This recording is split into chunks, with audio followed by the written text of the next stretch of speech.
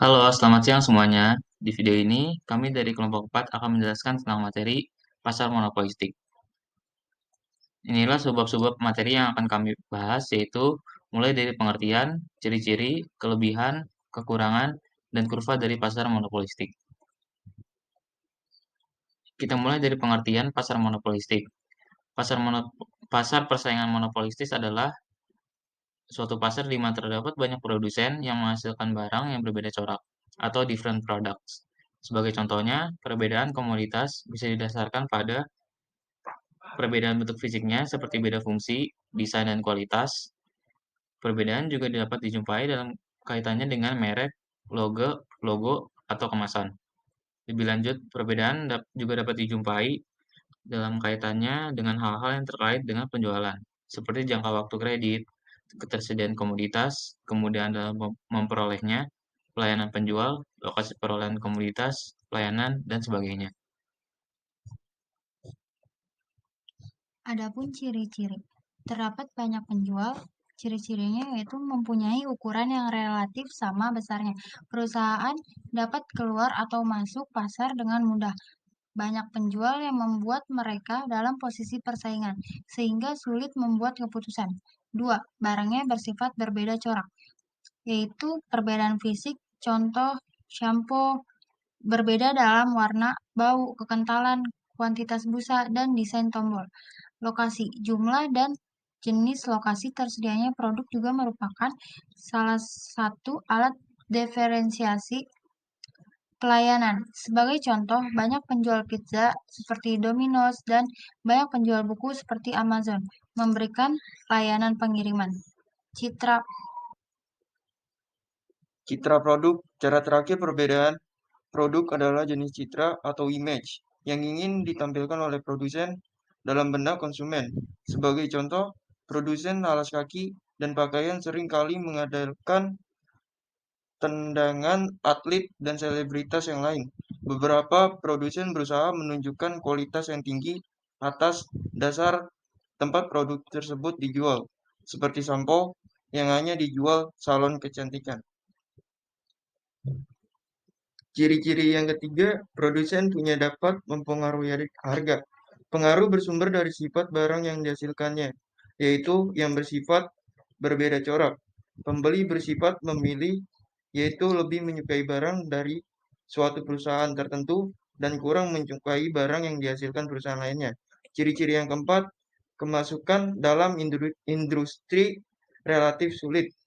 Modal yang diperlukan perusahaan relatif besar kalau dibandingkan dengan mendirikan perusahaan dalam pasar persaingan sempurna.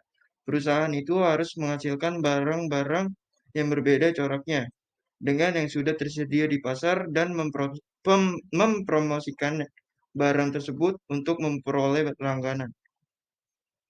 Ciri-ciri yang kelima, persaingan yang mempromosi penjualan yang sangat aktif. Ciri-ciri untuk menarik pelanggan. Perusahaan melakukan persaingan bukan harga non-price competition, yaitu seperti memperbaiki mutu dan desain barang, melakukan kegiatan iklan yang terus-menerus memberikan syarat penjualan yang menarik, dan sebagainya. Adapun kelebihannya yaitu satu, konsumen dapat memilih produk yang terbaik baginya.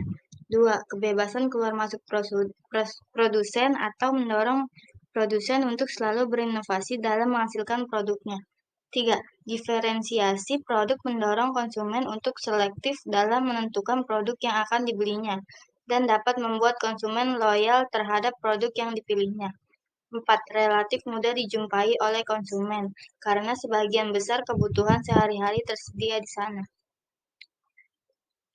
Pasar monopolis memiliki tingkat persaingan yang tinggi baik dan segi harga, kualitas maupun pelayanan. Sehingga produsen yang tidak memiliki modal dan pengalamannya yang cukup akan tetap keluar dari pasar. 2. Dibutuhkan modal yang cukup besar untuk masuk ke dalam pasar monopolis karena pemain pasar di dalamnya memiliki skala ekonomis yang cukup tinggi. 3.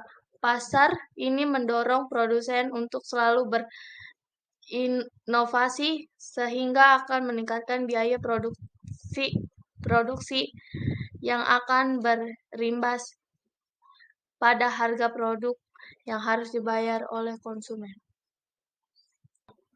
Selanjutnya yaitu kurva keseimbangan jangka pendek.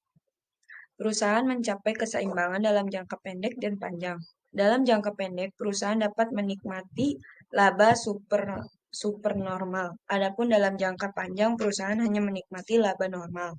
Keseimbangan jangka pendek tercapai bila MR sama dengan MC karena memiliki daya monopoli walau terbatas. Kondisi keseimbangan perusahaan yang bergerak dalam pasar persaingan monopolistik sama dengan perusahaan yang bergerak dalam pasar monopoli. Pada saat MR sama dengan MC di titik E, sama halnya dengan perusahaan monopolis.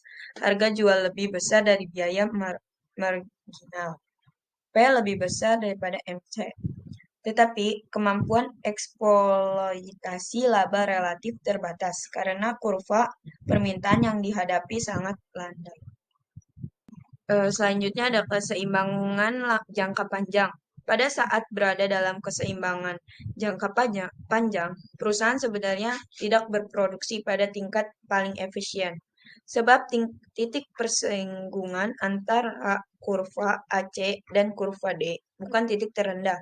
Pada kurva AC, jika perusahaan ingin memproduksi pada AC yang paling rendah, output harus ditambah sampai dengan output pada AC minimum.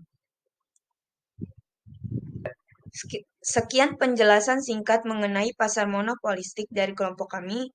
Mohon maaf jika ada kekurangan ataupun salah kata. Terima kasih telah menonton video kami. See you!